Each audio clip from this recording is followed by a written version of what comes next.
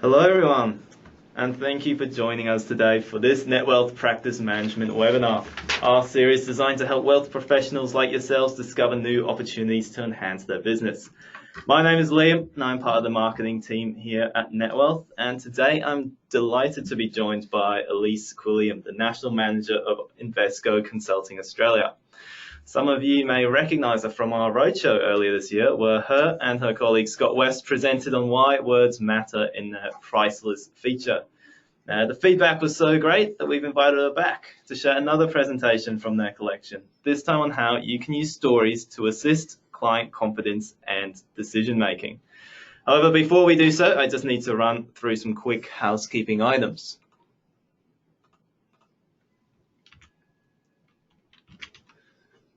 Apologies. There we go. There is one CPD point allocated for attending this webinar. To receive the CPD point, you will need to have watched at least 30 minutes of this session. The CPD details will then be emailed to you within the next week. This webinar is being recorded and you will receive a copy of this session along with the slides in the same email. And if there's anything you would like to ask Eleece today, you can do so via the question panel in the taskbar to the right of your screen, and we will save time at the end to get through as many as we can.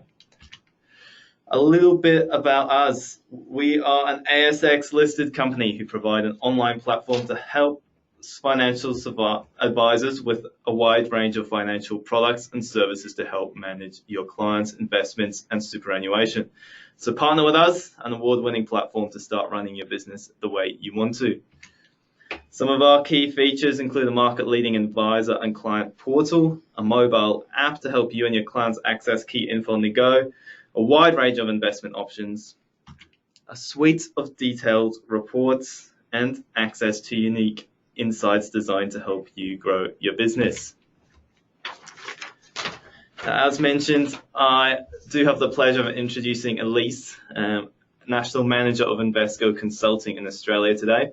They are a US-based group dedicated to helping advisors get new clients, keep the clients they have, and grow their businesses. So, Eleece, without further ado, please take it away. Fantastic.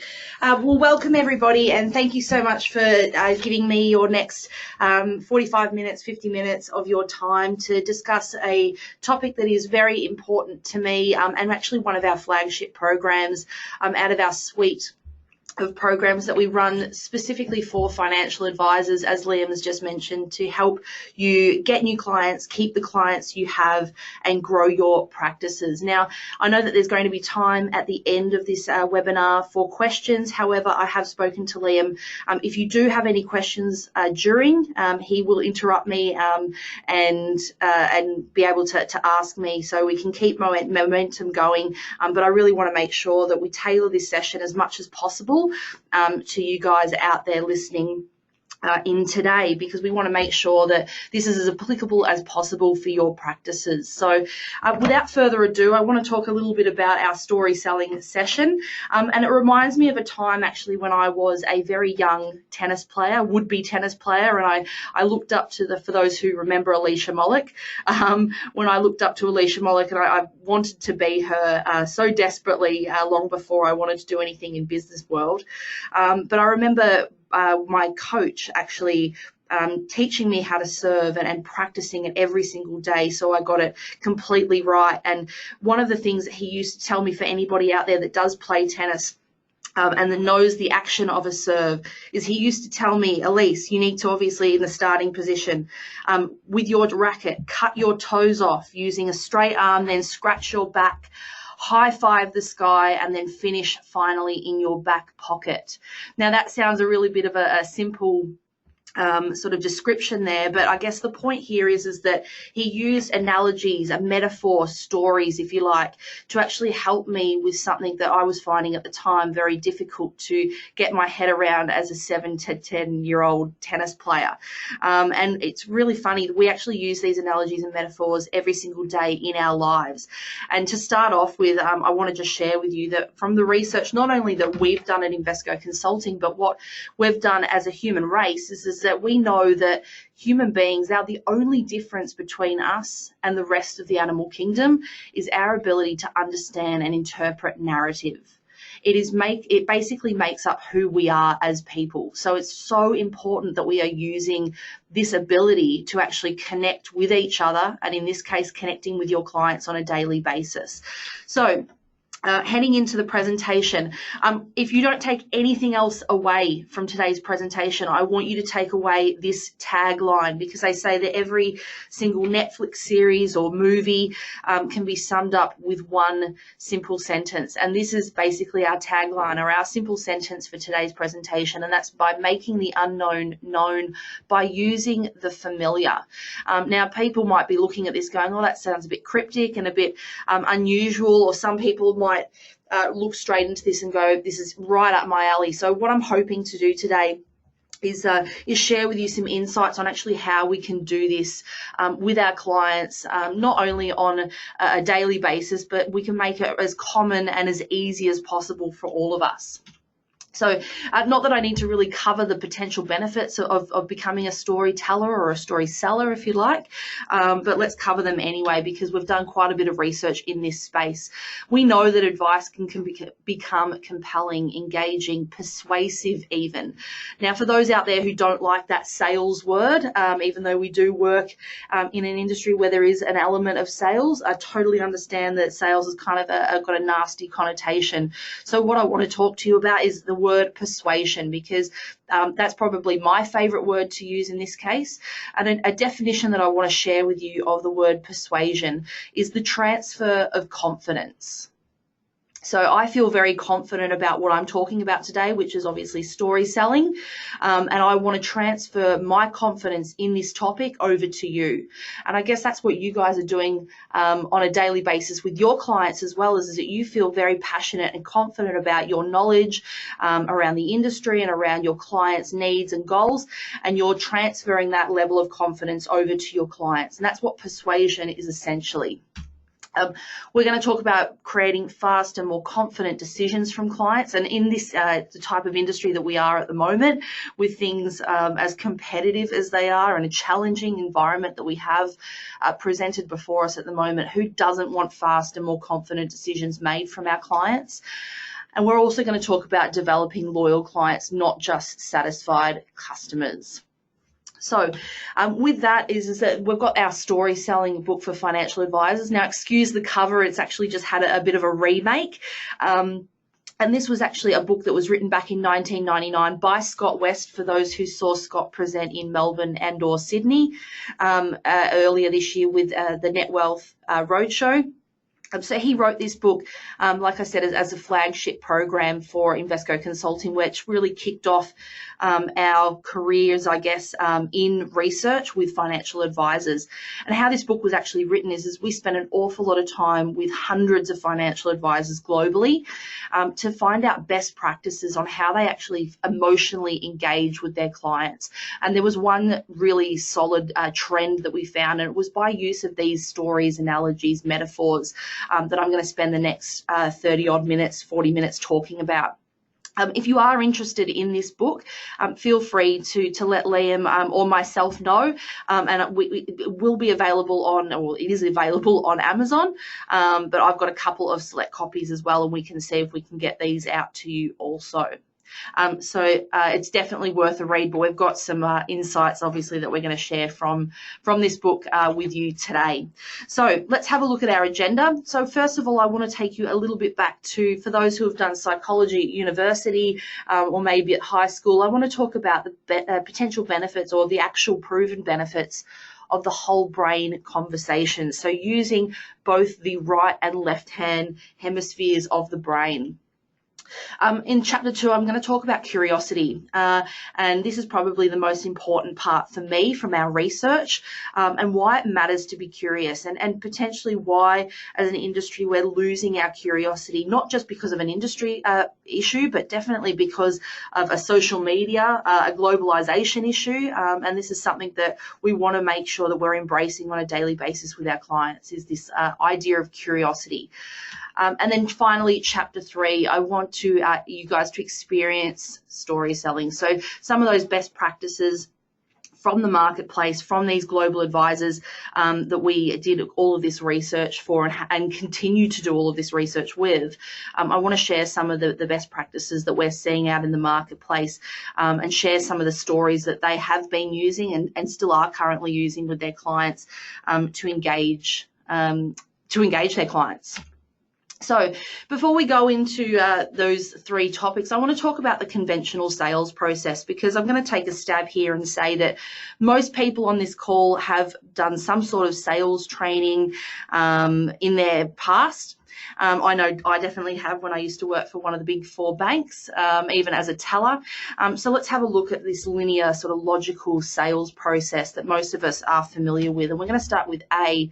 In this case, A is all about the product. So this is all about your firm, your business, all about a strategy or a financial product. We're going to then go on to B, which we're going to call the benefits. So the benefits to the client, which is obviously something we definitely need to talk about. We're then going to move on to C. In this case, we're going to call this the trial close. And then finally, D, which is our decision. Mr. and Mrs. Client, you're not leaving this room until I get a decision from you, preferably a yes. Now, this is, like I said, a very linear, logical sales process that we're all familiar with and that we all go through, or we try to go through with new clients, or hopefully on a daily basis. Now, there's something that happens between B and C that we are not only trained to expect, but most of us expect as well. And we spend probably more time training on handling what happens here. And we're going to represent this by this red brick wall. Now, I'm going to, obviously, because I can't speak to any of you directly, we're going to call this our objections. And we're going to talk about objection handling. And a really interesting tidbit that came from one of our advisors when we were researching this book. Now, it does sound a tad arrogant, and I definitely thought it was a tad arrogant when I heard it. But at the same time, I want to share it with you because I do think that there is something in this. And he said that he doesn't actually ever have to handle objections because the material that he raises with his clients is not objectionable material. Now, like I said, it does sound a little bit arrogant, but at the same time, he does have a point. And the reason I say this is because I'm going to challenge you to think back to a time where you've had a conversation with a client, or maybe at a networking function, or with a friend, or in some sort of scenario, pardon me, where you've literally gone from starting to talk all about your client, starting to talk all about the business, the initial phases of that discussion, so starting at that A, and you've managed to jump all the way to that decision piece very fluidly, very easily, maybe within a matter of minutes. And you know that without even going through all of the trial closing and the benefits, you know that there has been a very easy transition to this decision because something's just clicked, something's just made sense. That relationship has got off on the right foot, and you know that client is now going to be that prospect is now going to be a client, and a very good client of yours. Like I said, we've all been there. And equally, we've all been in those situations where it doesn't matter how hard we try to explain the features, the benefits, our product, our positioning, and transferring of confidence over to our client. We just can't seem to clamber over that red brick wall. What I want to do is share with you some of the skills that where we can actually allow ourselves to jump from A to D, not only more frequently, but definitely more fluidly and more quickly. By sharing with you some of the research that we know that we can actually do this. And we're going to start by using a process called intuition. Now, I just shared with you my thoughts on what persuasion means. I want to share with you my thoughts on what intuition actually means. And we're going to call it the vapor of past experience. So I'm going to give you my own little story or metaphor to share with everybody listening in today. I want you to start off now thinking about all of your clients as nothing more than a walking warehouse of experience.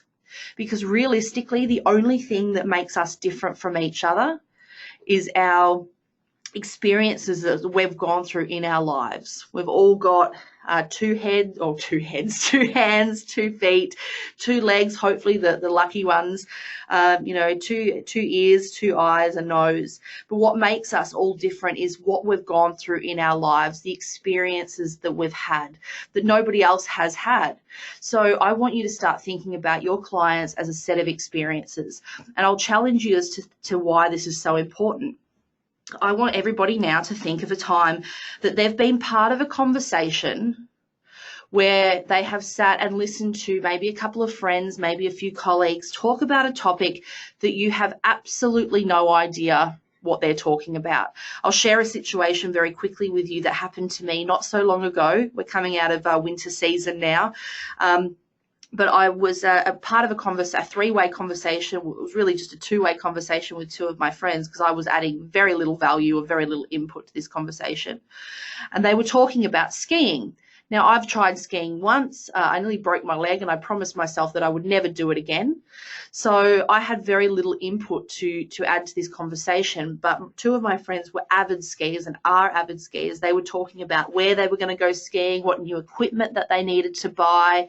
And they were excitedly, hurriedly talking about this topic that I had no input in. So what starts happening, and we know this from a psychological point of view, is that our brains, if we have nothing of value to add, we start listening out for words, phrases that might make sense to us, but we might have heard previously before. So when they started talking about Mount Buller, I was like, oh, I've heard Mount Buller. I've heard Jane Bunn on Channel 7 talk about Mount Buller, that something about what the weather was going to be. So I know that that's a location. They're talking about obviously ski jackets. I know what a jacket is. So obviously I know what a ski jacket is. I'm sort of dumbing it down here, but my point is that we have all been part of those conversations where we don't necessarily know what's going on, but we listen out for words that we recognize in order to create our own narrative in our head of what's actually going on. Now, hopefully most of you on the call, or all of you on the call, can know where I'm going with this. Think about your clients, and I know that many of you would have had conversations where you're talking about a topic, a strategy, a product, something that your client has never heard of before, never experienced before, and it's only taken you 2, 3, 4, 10 years to actually get your head around it, and you're expecting your clients to pick it up, potentially a topic that's very, very difficult to understand in just a matter of sentences. So what I want you to start doing is start thinking about your clients as a walking set of experiences. And the more we can do to tap into those experiences, which means that we need to know about those experiences, which goes without saying, and we're going to talk about that in our curiosity topic. But the more we can actually start tapping into what we know that they've experienced to make some of these topics that we have to talk about and that we want to talk about, and breaking them down into easy to understand, digestible topics for clients, we are going to win. So I said that I wanted to take you back a little bit to high school, and I want to start with talking about the left and right hand side of the brain. So starting with the left hand side of the brain, and it took me years when I was doing my psychology studies to actually get this in my head. But we're going to talk about the left-hand side of the brain being very logical, being very information-driven. So we've highlighted it here in black and white. And I can safely say that the industry that we work in at the moment, in finance, in financial services, in wealth management, is a very logical, information-driven industry. You might want to call it a left brain industry. We rely very heavily on performance figures, on information, on graphs and data to actually respond to clients' queries, to actually help them understand what it is that we're talking about. Our right-hand side of the brain, however, we know a lot more, well, not so much a lot more about it, but we know a lot it goes on in our right-hand side of the brain from a creativity and intuition, a gut feeling point of view. And I can actually categorically share with you, again, not just our studies at Invesco Consulting, but psychological studies that have been happening for many years now, that all decisions that we make as human beings, not just your clients, but everybody on this call as well, we all make decisions using the right-hand side of our brain. That means that we're not actually making decisions using anything to do with facts, information, graphs, data. We're making decisions based on how we feel about something. Now, I've had this conversation with many of advisor, and many of them have come back to me and said, Eleece, I know categorically that I don't make decisions based on the right-hand side of my brain. I make them on the left. I need all of the information.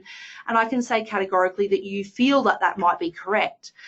And what we know is the information is still very vital to not so much the decision-making process, but making you feel better about the decision that you would have already made using the right-hand side of your brain. So for those who haven't heard of a doctor called Dr. Roger Sperry, you can definitely have a look at the work that he's done.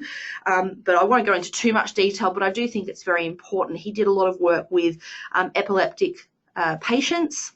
I was going to say epileptic clients then, but epileptic patients. Back in the 1960s, he started his work for whatever reason, through trauma or otherwise, didn't have the corpus callosum, which is the connectors between the left and right hand hemispheres of the brain, and they'd been severed, like I said, through trauma or some other reason. But they were able to actually study very well the uses of the right-hand side and the left-hand side of the brain. So, for example, when a spoon was shown to somebody that was only able to use the left-hand side of their brain, or where the right-hand side was disabled through the use of machinery, for want of a better word, they could tell you what the spoon was. They could call it a spoon. They could spell it, but they could not show you how to use it. Which is exactly the same with the right-hand side of the brain. They couldn't tell you what the name of the spoon was, but they could show you how to use it, how to eat soup with it or a cereal, which was quite interesting. It's really interesting as well, a lot of the research that they've been doing recently on ADD and ADHD, so attention deficit disorders, has shown that those who sort of are more prone to have that those issues obviously don't have the ability to concentrate as well as others or make decisions as well as others, which means that their right-hand side of the brain is more affected than their left-hand side of the brain.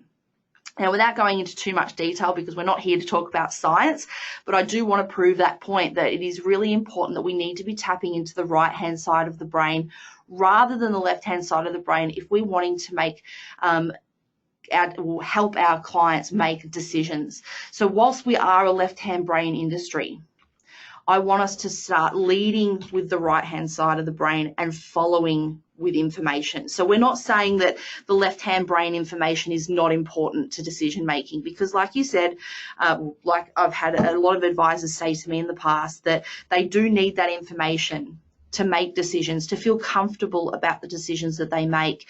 The actual decision itself is made using the right-hand side of the brain, which is where our gut feelings, our emotion, and our intuition all sits, and our creativity. Now, pardon me, I've got a slide up here I want to share with you, because I did say to you that we did some research as Invesco Consulting to show you that we have been able to help clients make faster, more confident decisions. And this is just one of the many experiments and tests that we've done with hundreds now, in fact, thousands, over 10,000 clients and advisors we've done this with. So you'll probably see that I've got up on screen now, dryer 1, 2, and 3. Now, just to explain in a little bit of detail the work that we've done with this, is that you can see underneath both, also all three, Rolls-Royce, the Holden Commodore, and the Datsun, we've actually given this same piece of paper out. 50% of the room got exactly this piece, and 50% of the room got one that looked exactly the same but did not have the car analogy on it. And what I can safely say is that if I go to the next slide here, is that those, when we asked the decision to be made of which dryer would you pick, the ones that had the car analogies on it, their decision time went down by 20% and their confidence level went up by 10%.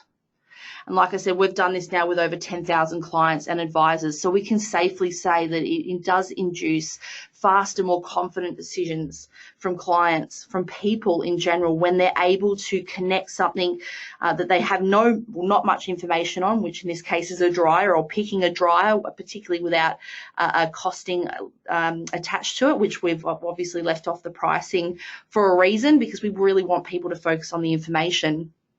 But we've given the analogy of the cars, and most people know what all of the cars are and how they affect. So people that picked the Rolls Royce, that's actually how they would say to us what they picked. So for those who actually had that piece of paper in front of them, they'd say, oh, I chose the Rolls Royce, or I chose the Datsun, and they would give the reasons as to why they chose that dryer, rather than I chose dryer 1 or I chose dryer 3.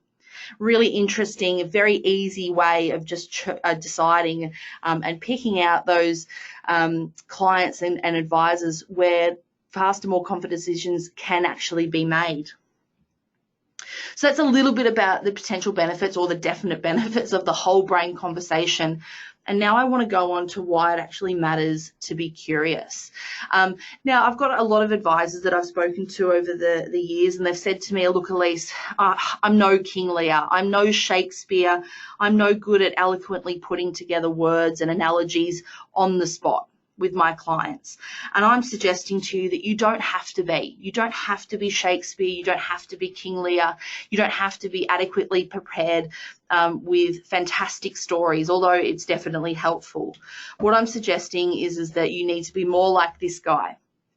Now, for those who don't know who Columbo is, I'll give you a very brief background. And please, if you've got any suggestions on who I could use instead of Columbo on this slide, I would be very, very grateful. But I just think he sums up exactly what I'm trying to talk about perfectly. So for those who don't know who Columbo is, he was a 1970s sort of CSI detective. My pregnancy brain is getting to me, actually. Detective on our TV screens. And I remember used to watch reruns with my dad when I was much younger. And he was famous for a number of things.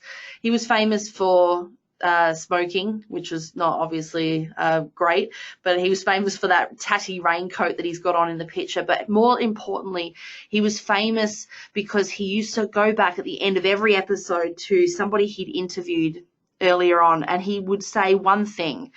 He said, I just want to ask you one more question. I'm interested in just hearing a bit more information on this. Just one more question, just one more thing. He was insatiably curious. He never had enough information from the people that he'd already spoken to. And if you don't feel comfortable in terms of using analogies or metaphors, use curiosity to your advantage. Again, another really fantastic movie that I used to watch when I was a bit younger. And for those who haven't seen it, there is a wonderful scene with a German innkeeper, and Clouseau walks in. I won't do a French accent because everybody's ears will bleed. But Detective Clouseau walks in and sees the dog next to the innkeeper's desk and says, oh, does your dog bite? And Clouseau, so the innkeeper turns around and says, oh, no, my dog doesn't bite. So Clouseau then leans down and pats the dog and gets his arm ferociously bitten. He shoots back up, leans back up and says to the innkeeper, oh, I thought you said your dog doesn't bite. And then realizes that the innkeeper turns around and says, oh, well, that's actually not my dog. So I want to talk to you a little bit about the importance of not only being curious, but asking questions in the right order. Now, it's really interesting because all the research that we've done around this, we know that there is a natural order of curiosity. So I want to share a little bit with you first up about how curiosity works. And we all intuitively know how curiosity works. But for whatever reason, when we're in a working environment, particularly as an advisor, sometimes that can go out the door. If you all think back to maybe a first date that you've been on, or even just meeting somebody new for the first time, there's inherently some questions that you just wouldn't ask on a first date, like what happened to your last boyfriend or girlfriend, how much do you earn, all these sorts of things. Now, I'm not suggesting for 1 minute that we don't need to ask some of the questions and find out some of the information for a financial planning discussion from our clients, but we do need to make sure that the questions that we are actually asking, we have the right to ask. We're actually up to that stage in a client relationship that we actually get the full answers.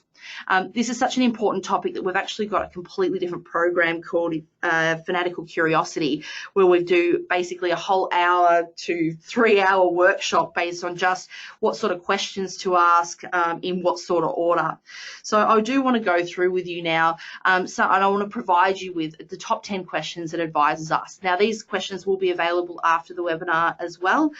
We do have a follow-up worksheet for everybody that's interested, where they've found some sort of value from today's session. But first of all, I want to talk about the fact that they build trust. Great questions build trust. Now, this is something that everybody listening knows. They establish personal connections, and they uncover client intuition or gut feelings, which we've already talked about how important that is.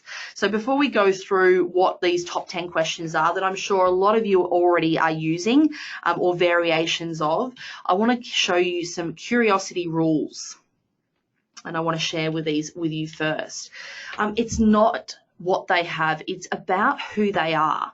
And from our research, I can confidently say that about 80% of the questions that we ask as an industry is all about what the client has. And what I mean by that is that, how much is on their mortgage? How much superannuation do they have? What are their children's names? How old are they? It's all about what they have. It's not about who they are. And in terms of engaging the right-hand side of the brain, we need to be focusing more on asking questions about who they are, not necessarily what they have. Although this information is incredibly important to us and we need to be able to find out this information. But when it comes to making connections with clients, the questions that are shown to make the most connections are the questions about who they are. Now, it's really interesting. I'm going to give everybody a little bit of a tidbit here from a research point of view. That's not on the slide deck, so please take note and write it down. If you are not currently using commonality as a stepping stone for the first sort of questions that you're using in your client meetings, please start. Commonality, or finding commonality with clients, is so important. We're going to be talking a little bit more about that later on in the session, but I cannot stress it enough. It does not matter what sort of commonality you find, whether you barrack for the same football team, whether your kids go to the same school, whether you know somebody that, there's some sort of, relationship there, even a client referral. That's a fantastic way of finding commonality. And the reason that I say this is because, again, from a research point of view, and we've done quite a lot of studies on this, again, not just at Invesco Consulting, but psychological studies that have been done on this, is that the most important person in anyone's life, which sounds really ridiculous, but the most important person is themselves. And what we need to be doing as advisors is giving a platform for our clients to speak about themselves. Again, I'm going to ask you to go back to a conversation that you've had yourself with a new friend or at a networking function, and think about when you've walked away and after 15 minutes potentially of them talking to you, you've gone, oh my God, that was a really great conversation. I had a really fantastic time. I really like that person. And I can guarantee you that only a couple of things might have happened. Number one, they've given you a platform to talk about the most important thing to you, which is you, and they've made you not feel bad about it. They've been actively listening, asking you really active questions about who you are. And they've had a genuine interest and curiosity about who you are as a person, and they've let you steal the show. So that would have happened. The other potential thing that might have happened is that you've actually found a commonality with them. You've both realized that you barrack for the same team, as I said before, or know somebody similar, or your kids go to the same school, whatever the commonality thing is. Because generally what happens is that we make decisions in our lives. Now, we know that we can sometimes make bad decisions, but generally we think we're pretty good people, all of us. That's the whole human race. So when we find somebody that's made a similar decision to us, they holiday in the same spot as us, whatever the commonality is, we automatically draw the conclusion that they must be a good person too, and it's worthy of continuing a relationship or a conversation with them. Hopefully everybody's had this experience and can agree with me on this, but from a psychological point of view, it is incredibly important to establish some sort of mutual connection or commonality with a client before you ever want to start talking about collecting of information or anything else. Commonality is the most important thing to start with when you're talking with a client. Little tidbit. A question is something you don't know the answer to, is my next point in my curiosity rules. Now, this is really interesting because there's lots of questions that we get asked all the time, which are really not questions, I would suggest. They're more statements that are posing as questions. Something in our industry might sound a little bit like, if I could show you something that could dampen volatility and give you a return of or a yield of 5%, would you be interested in that? Now, to me, that's not a question. That's a statement. It's masquerading as a question. So we need to make sure that the questions that we are asking are genuine questions that we actually don't know the answer to, which leads me on to this last bit here, which is about digging for gold mines and avoiding the landmines. Now, obviously, to avoid landmines, sometimes we need to stand on landmines, which is a pretty horrible thought to think about. But the fact of the matter is if we want to get to know our clients, we need to know the good and bad bits. We need to know what they want to talk about and what they don't want to talk about. I mentioned earlier about the natural order of curiosity. You'll know when you stood on a landmine and asked a question that they don't want to talk about. You can take a little bit of a hit to the relationship, but at least then you've got a bit more information that obviously the client is not ready to talk to you about that just yet, and that you need to back off a little bit. But you definitely need that information to be able to park it and maybe ask the same question a little bit later on.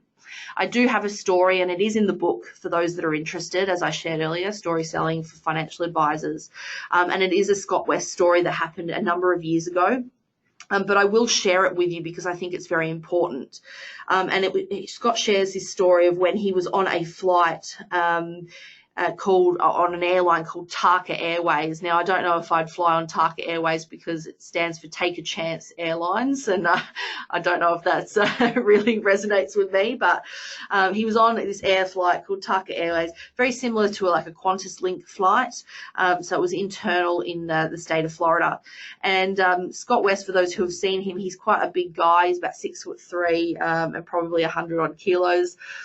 So he's quite a sizable guy, and he was sitting next to this very small woman in probably her late 70s or early 80s.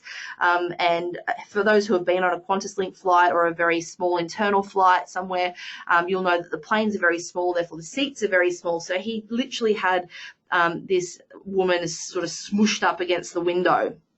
And Scott, being who he is, and very naturally curious person and working in the line of work that he does with Invesco Consulting, he started talking to this woman about her financial advisor. She made mention that she wasn't very happy with him at the moment, even though she'd been with him for a number of years. And so Scott actually jumped to this advisor's aid, even though he had no idea who this advisor was, because at the time the advisor was suggesting that she invest in areas in the Pacific Rim. And so Scott jumped to the aid of the financial advisor and was like, well, look, there's a lot's happening there at the moment. It's probably a good idea for you. Obviously, your advisor knows you well. I'm sure he's asked you all the great questions, yada, yada. And what happened was that the old woman actually put her hands up and stopped Scott mid-sentence and said, I lost my husband in World War II. There is absolutely not a chance that I would give any of my money to the enemy. Now, like I said, it happened a number of years ago. When the book was being written back in 1999. But the point here is that do you think that if the advisor had known that information about her husband, that he would be pushing investments on her that made her emotionally upset? And the answer is probably not. So my point here is that definitely dig for gold mines, find out information that's really vital to you to be able to make the right decisions for clients, and avoiding landmines like the plague. But like I said, sometimes we need to step on landmines to be able to know to avoid them. So what I want to do now is I want to share what these top 10 questions are. Now, I'm not going to suggest that these are the only top 10 questions, all right? For the sake of the presentation, these are what we've heard most commonly from the research that we've done and continue to do. Oh, pardon me. But please, it's not an exhaustive list. Like I said, hopefully some of you are already using questions like this before. Some of them might not suit your client base. You might not like them. You might want to change them up, which is totally, absolutely fine. So let's go through what the top 10 actually look like. So number 1, where are you from and what did you like about living there? Number 2, outside of work, what consumes most of your time? Number 3, what was your first experience when you learned the value of money? I love that question. That's a real values-based question and can give you a lot of insight into how your clients actually think, not just about money, but how they think in general. Number 4, what's your life's work? Another great question. It's got actually nothing to do with their career necessarily, but what they think their purpose in life is. Number 5, what's the best financial decision you've ever made? Number 6, what principles do you follow with your money? Number 7, are there any investments that you would avoid as a matter of principle? You know why that one's in there. Number 8, what do you want your money to do for you? Number 9, what other people have you assumed some financial responsibility for? And then number 10, what do you expect from an advisor? Now that could be what do you expect from the market as well, or what you know, particularly with what's happening now in our industry, you could replace that word advisor with a number of different things. But expectations is always a good question to start with. So those questions will be available after the webinar for those that are interested, and hopefully there's 1 or 2 there that you're not using that you might want to start putting into your repertoire when you're planning for new appointments or even review meetings. So we've covered the potential benefits of the whole brain conversation. We've talked about curiosity, at least at a high level for now. I want to talk to you a little bit about experiencing story selling. And some of the stories are actually being used in the field. Now, I'm sure some of you have heard some of these stories before, but I want to share some of them with you now. And for those, before I do that, but for those who are sort of sitting in the audience going, you know what, Eleece, I don't know if I'm really sold on this whole story selling piece. I don't know if it's really for me. I want to share with you a little bit about Warren Buffett. Now, I'm sure everybody knows a little bit about Warren Buffett, but he was actually asked this question: what type of companies do you look for? And I want to share with you the answer that he gave. So let's have a bit of a look.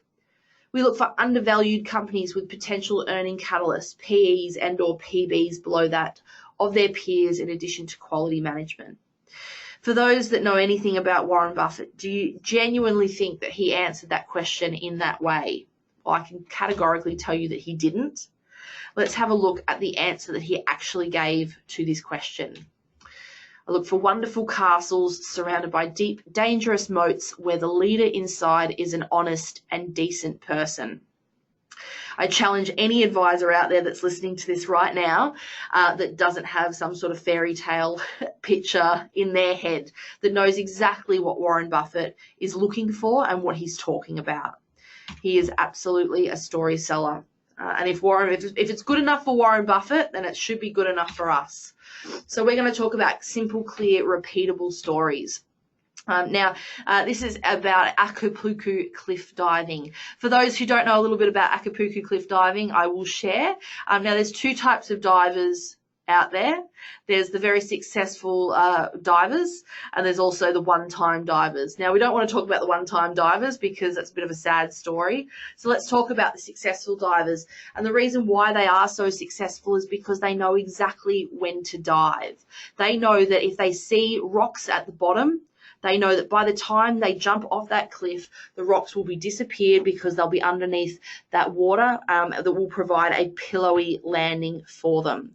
The one-time divers, like I said, I don't want to spend too much time on the one-time divers, but they generally jump when they see that pillowy landing and they see all that water, but by the time they actually reach the bottom, the rocks are there for all to see.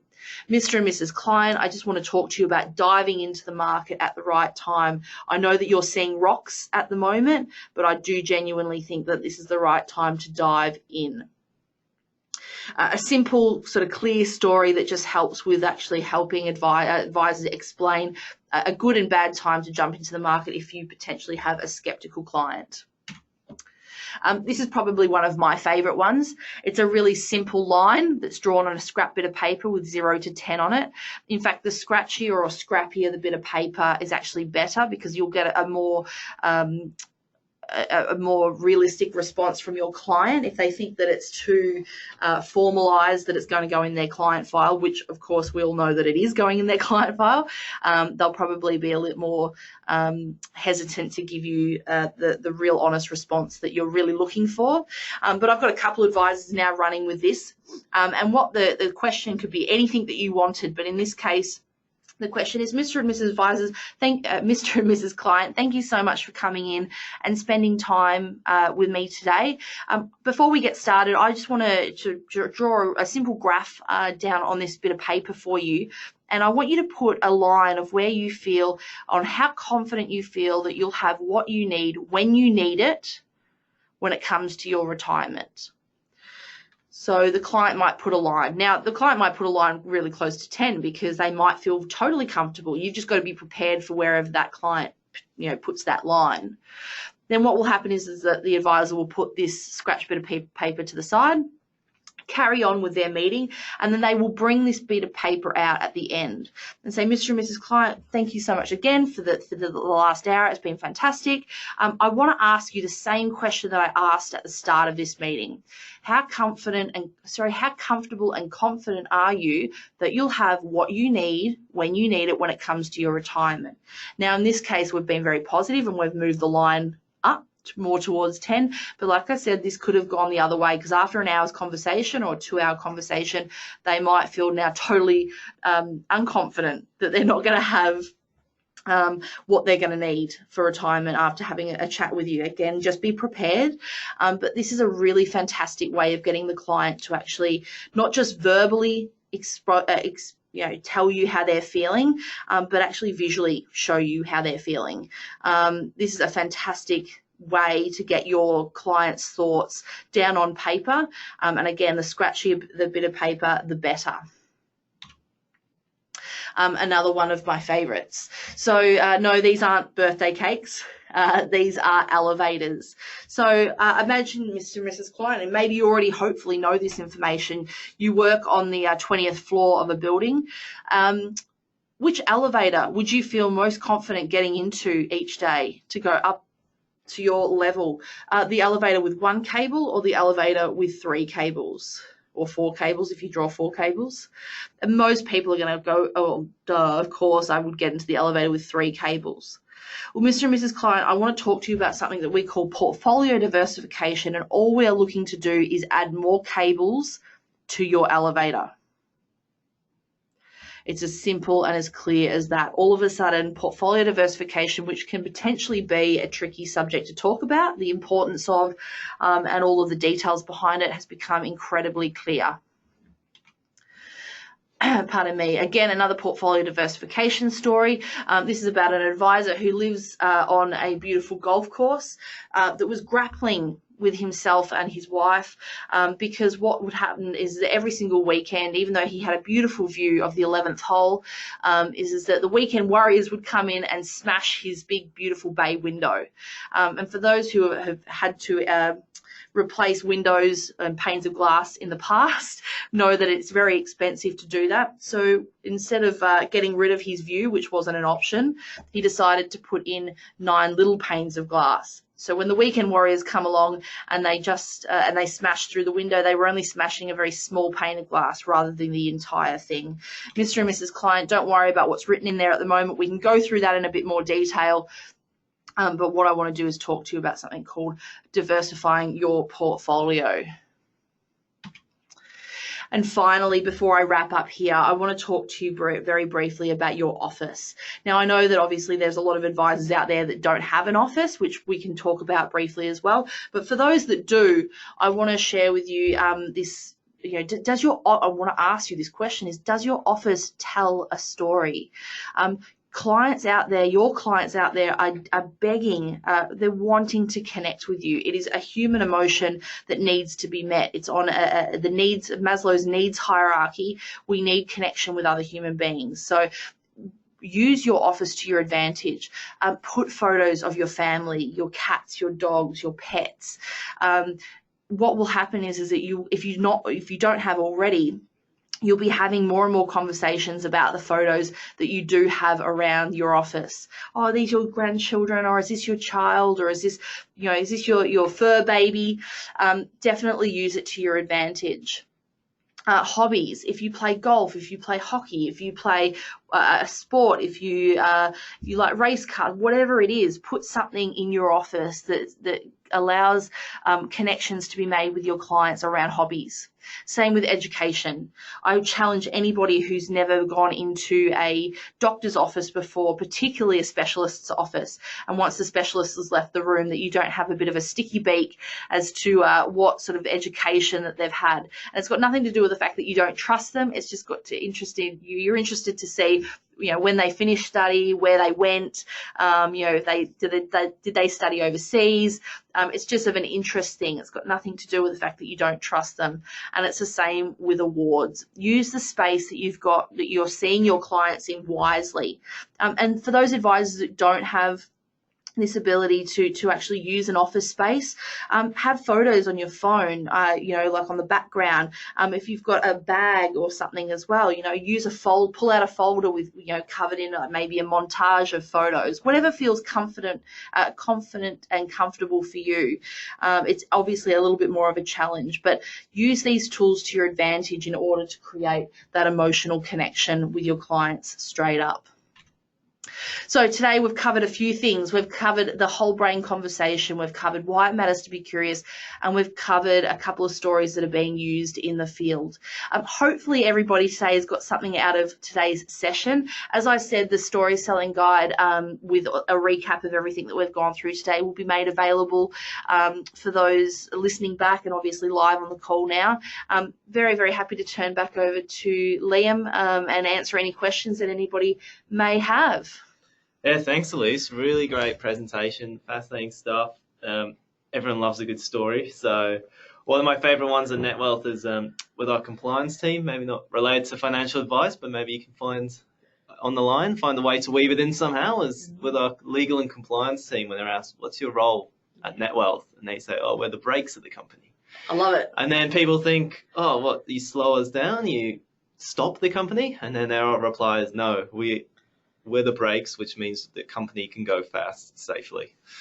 And that's just a good story. But yeah, a reminder, we'll get to questions now. So if you've got any, please ask, and we'll get through as many as we can. We got a question here, Eleece, saying, what are some of your favorite questions when trying to understand a client's personal values? Ooh, this is a really good one. So we do actually have, in terms of values, instead, there is a natural order of curiosity, as I mentioned before. So starting with commonality, then moving on to history. So history is next, and the reason we say history is next is because that's something that they can't get wrong, and it lets the client settle into the conversation. We then move on to transitions, which is all about what's happening in their life now, because we know that lies in motion means money in motion. And then we move on to principles. So some really fantastic principles is, what's something that your parents did for you that you'd like to do for your children. And a really fantastic one that I heard once is that if you were, it's a bit of a pie in the sky one, but if you were a billionaire and money wasn't an option, how much would you actually give to your children? I really love that question. You'll get a lot out of that in terms of it's a really great question. People just love to be asked anyway. But in terms of finding out a little bit more about their values, about how they rate things, would you take a financial tip from a friend is another really good one that I've heard. And it doesn't have to be a financial tip. It's, what sort of advice do you take from your friends? That could be a really good one of understanding how they value relationships in their life. Just trying to think off the top of my head. I've got a whole list of them. So very happy to share some of those as well afterwards, and I'll make them available too. Absolutely. Insurance is another hot topic. If you have any sort of stories or any analogies you can use around insurance? Insurance is always a tough one. So from a research point of view, from Invesco Consulting, in terms of stories, I can't think of anything straight off the top of my head, but in fairness, I can share this, is that we have done a lot of research around positivity. And I know that a lot of the industry use sort of negative terminology to sell insurance or to share insurance stories. And I can tell you that it's not working in our favors, which makes it really hard because, you know, a lot of the stories that I have heard in the past have been around, you know, what would happen if, you know, the worst happened. And they're probably some of the worst stories that we can actually use because they have that kind of negative spin. And we don't like, particularly for women clients, we've found negativity doesn't go down well. Generally. So it leaves us with a bit of a hole because we still need to be able to make sure that we're sharing. So one thing that I can share with you is that which we've researched is that sharing good news stories that maybe do have a little bit of a negative, you know, so somebody obviously maybe getting sick or you know, loss of life or that sort of thing. But if it's a true story where it's a case study where you've actually helped a client, clients do actually like to hear real stories. So sharing of case studies is actually something that's proven to be quite successful. So when it comes to insurance, I would suggest probably a case study is probably a really good starting point. And even if you've not had a case study that, you know, you can specifically share, maybe speak to some industry colleagues that you can share some of their stories where insurance has been really, really helpful for them. Thank you. We just got a few questions, comments here asking for the worksheet questions that you provided. Just to let you guys know, they will be provided in the post-webinar email. Yep. And I'll pass those. Everyone who's asked for the book, I'll pass those details on to Eleece. Fantastic. As well. Eleece, if people wanted to contact you and find out more about Invesco, how can they do it? Yeah, absolutely. So feel free to reach out to me. So directly, that's no issues. So my email address, I'll make it available after the session as well. It's just eleece.quilliam@invesco.com. But just for everybody's sort of knowledge, I am actually 7 months pregnant at the moment. So my last day will be on the 1st of November.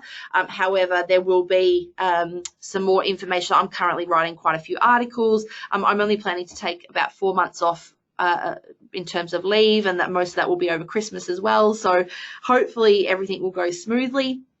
And I'll be back on board with the Invesco Consulting team for Australia. But we will potentially have somebody coming out from the US for a few weeks to cover all the states in Australia as well, depending on how long he's here for. So there will be coverage as well. And for those who have met my colleagues that work in the respective states, so Bain Swanson that covers WA and Queensland, Sam Sirachi who covers Victoria, South Australia and Tassie, and then also Lachlan Cameron who covers pretty much everywhere else, so New South Wales, parts of Queensland as well, Northern Territory. So feel free to get in contact if you've got relationships there as well, or even if you don't, they'll be able to definitely help with this stuff as well. Awesome. I will just wrap her up with a couple of final things. Listeners, thank you for joining us. Eleece, thank you for presenting. Guys, I highly recommend you check out Invesco Consulting's other programs. They got a whole suite, and it's just pure gold, and I think you'll love it. To finish off, just a reminder that there was one CPD point for attending this session. That will be, all those details will be emailed to you within the next week. Included in that email will be a recording of today's session, plus the worksheet that Eleece has spoken about throughout the presentation. Some other items you may be interested in. If you enjoyed this webinar, you might also enjoy our CPD portfolio construction series. Our next presentation in a couple of weeks is with Sarah Shaw from 4D Infrastructure, who will be sharing how the growing middle class in emerging markets is creating infrastructure investment opportunities. And also, if you haven't already, we have revamped and redesigned our insights section on our website to make it easier for you to find the topics that you're interested in. So there's articles, webinars, podcasts, a whole heap. If you go to Between Meetings podcast section, you'll find an episode with Scott West, Eleece's colleague, which has some fascinating insights in this chat to Matt Heiner. To wrap it up, thank you everyone for joining us today. Hope you have a great time, and we'll see you next episode. Thank you.